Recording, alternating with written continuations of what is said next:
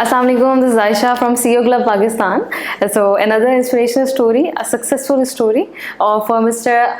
Muhammed Amin. He is the chairman of International Packaging and he has also served his 10 years in Cadbury Mondelez as a CEO. Assalamu alaikum, sir. Walaikum salam. Sir, how are you? I'm fine, thank you. How are you? Alhamdulillah, sir. So thank you so much for your time, सबसे पहले तो, and thank you so much, a cup of tea. Sir, tell me about yourself, about your educational and professional background. Okay. My educational background, I am a chartered accountant by education, and that I did in 1985 from A. Ferguson Company. After doing my chartered accountancy, I joined a pharmaceutical company, Script, which became Bristol Myers Squibb later on. I worked there till 1992, and then I moved to Gillette in 1992. And in Gillette, I started as a financial director, but in the middle of my tenure with the Gillette, I moved into the sales and marketing. And since then, I have been doing sales and marketing, and I haven't done the finance after that. I joined Gillette in 1992, and then I became a sales director later on in 1995. And after doing sales function for two years, I became CEO of Gillette in 1997. And I think at that time I was the youngest CEO, and I was the first Pakistani CEO of Gillette Pakistan at that time.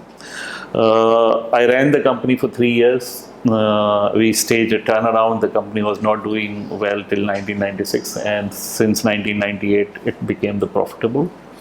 After running it for 3 years, the company moved me to a regional position, and I became regional business director of Gillette Middle East and Africa in 2000. And from 2000 to 2003, I stayed in Dubai and continued the same job. In 2004, I returned to Pakistan and joined Cadbury. Pakistan is the CEO. Later on, Cadbury was acquired by the Kraft Foods, and then it is split into Kraft and the Mondelez.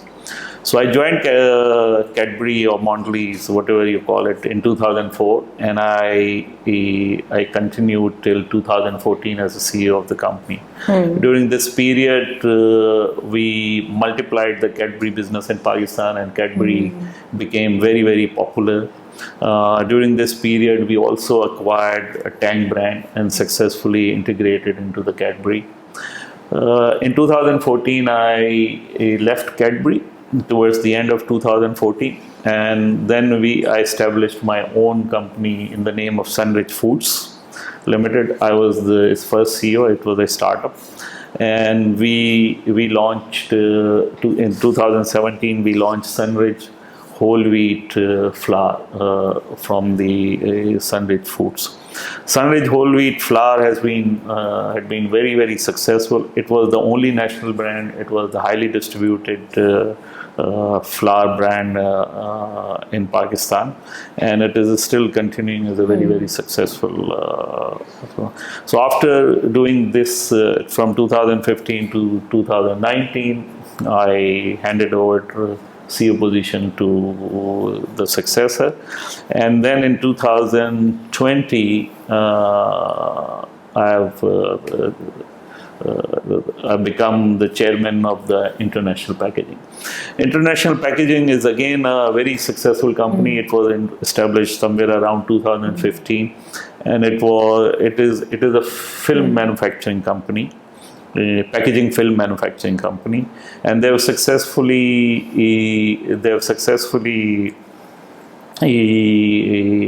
challenged the monopoly in the BOPP market. And now the International Packaging is in the expansion mode, and their ambition is that they want to be the largest and the best film manufacturing company in Pakistan. So this is basically my background of almost 35 years of professional career. During this period, I had a privilege of being on the board of some of the large companies. Like I was on the board of the Al Shahir Corporation, which is the exporter and the meat business.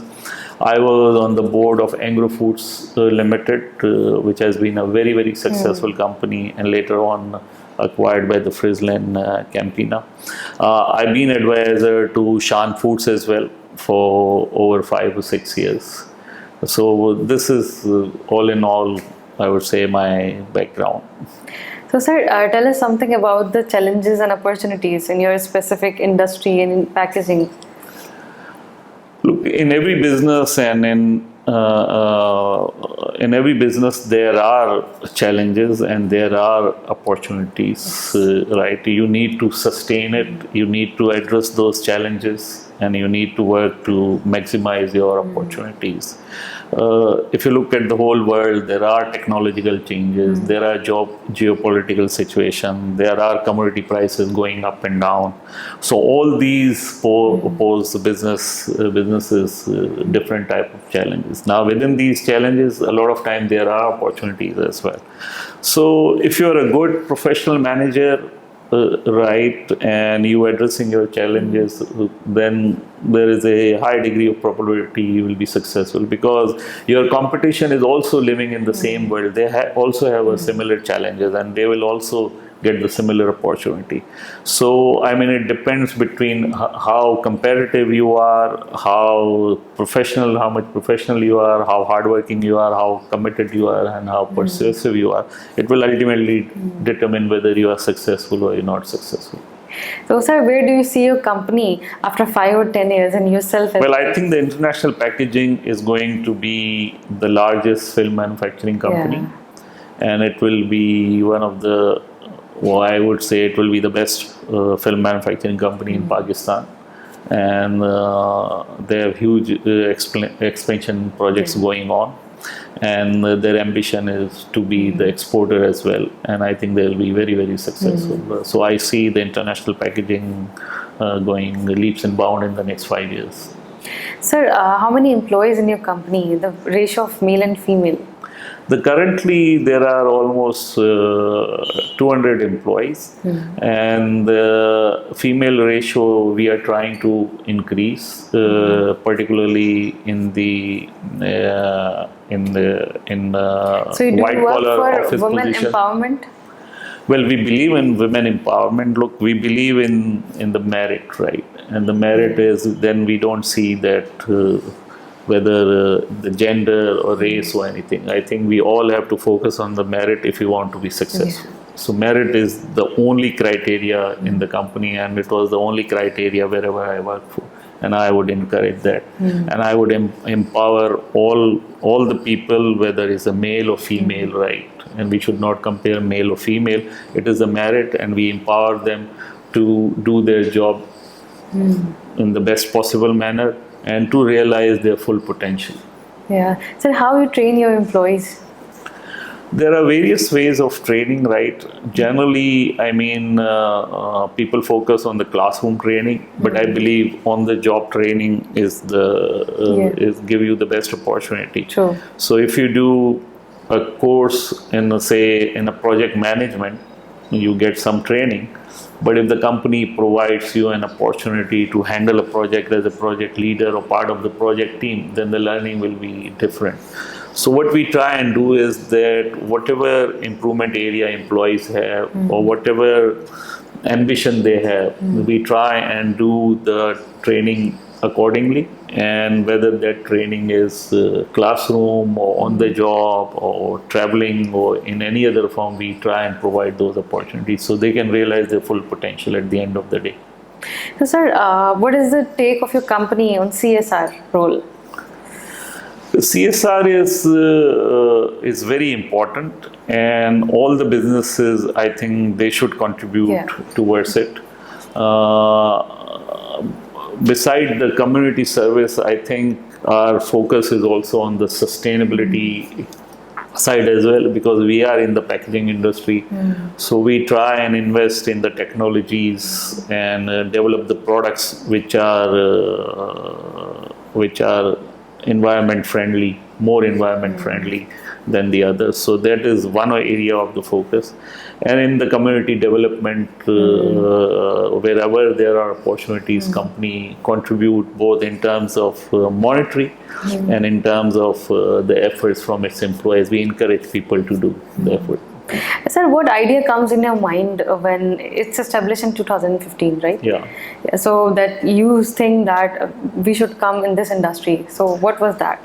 It was the sponsors of this company were already in the packaging industry, right? So, I mean, for them, it was a backward integration. So, they were in the printing side, so it was a backward integration.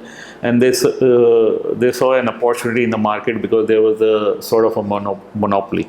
And flexible packaging with the FMCG growth are growing at a very fast pace. So there was an opportunity for second player, and that's the reason the sponsor decided to go into that business. And we have done, mashallah, say very well in the last 5 years, and we very quickly establish our position in market, and we have a very significant share of the market in the BOPP film now. Sir, how you manage your stress, your anger?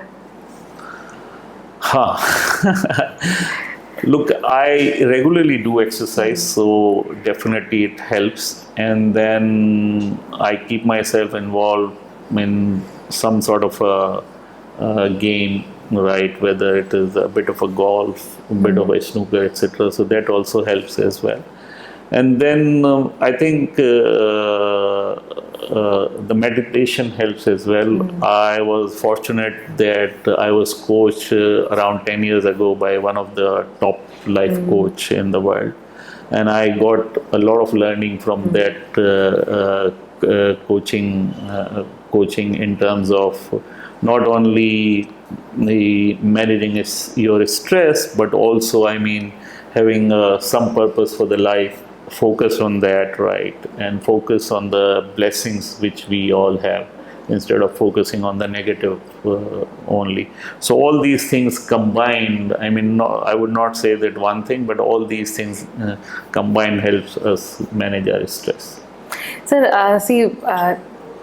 what is the idea of happiness that your face is so smiley and happy face? So, look, the idea of the happiness is that we must recognize that how blessed we are, and we should try and live in the moment itself. Because a lot of people have an idea of the happiness is that once I achieve this thing, then I will be happy. But when you achieve this thing, then your goal even move forward. So they say once you achieve the second goal, then you will be happy. So I think that happiness is actually a journey. It's not the ultimate goal at any point in time. So if you recognize that, and if you try and live in the moment, then you are much happier, right? And you actually, I mean, instead of saying that once I achieve it, I'll enjoy, you enjoy every moment and you enjoy the journey itself, right? So that is my idea of happiness. So if I'm sitting with the family and chatting, so I try and enjoy that. If I'm having a good food, I try and enjoy that. So all these small moment of happiness really make. Yeah, it comes on your face as well. So, sir, what are the 3 competencies you think that leader must have? I think that the first and the foremost is that you need to continue to learn new things, particularly in the current environment where technology is moving at a very, very fast pace, right? So if you're not keeping yourself up to date, and if you are not learning new things every day, then you will be left behind. So I think the continuous learning is a must, particularly in the current environment. Like, I mean, if you look at the technology, I mean, internet is the old thing now. They talk about the Web3 and NFTs and metaverse and all those things, right? And those things are the reality of the life today. And we need to know all these things, and we need to know how do we use all those technologies to our advantage. So I think the learning is a must. Then, like we always say, that you need to be committed and the hardworking, right? So I think there is no substitute for the hard work. Whether you put your hard work in learning or implementing or whatever project you are doing, I think it is a must. Must. So I would say the continuous learning, hard work, and the third, and I think it's a very important one, that you need to be honest, right, and fair with whatever you do. In a longer run, that's the only way you build a reputation, and the reputation makes a lot of difference at the end of the day. Whether you are in a business or you are in a family environment or you are in any other social setting, I mean, people, you need to have people respect to get your things done, right? Yes. If you have a respect of the people, then your goal become much easier, whether those are the business goals or social goals or anything else. So I would say that, and the honesty, if you are honest and the fair, then you enjoy a different level of respect. So 3 words for success. Well, for a successful person, I mean, if he is happy and satisfied, then I think the person is successful. But if he or she who is happy and satisfied, then it will be successful. But then I would add the third word, that the person will only be happy and satisfied if the person has been able to find the purpose of his life, or True. he or she got some purpose. So once you have a purpose, everything start falling in line, right? And you get a greater degree of happiness and you get a greater degree of satisfaction. So I mean, then you are calm. You are not you are not challenged by the surroundings, right? You are content and you are happy and you are satisfied. And there are a lot of people who got a lot of money, but they are not happy. Yeah. And there are a lot of people who got far less money and far less material things, but they are much happier, right? So I think the success is that if you found your purpose and you are happy and satisfied, then I think you are successful. So, sir, you have a very diversified background, a CEO of different industries and different companies. So, what is the key learning of your life? The key learning, as I define in the overall things, that what I have learned over a period of time, that if you are hardworking and committed, there are hiccups on the way, but ultimately you will find your way, right? So be committed, be hardworking, and you're going to find your way. Don't think that you will fail. I think God will make a way for you, right? Yeah. So thank you so much again for your precious time. And at the end of our conversation, I request you to give the optimism message to our youth. I think from the youth point of view, this world, the current times gives a lot of opportunities, because with the development in the technology, the whole world is shrunk now.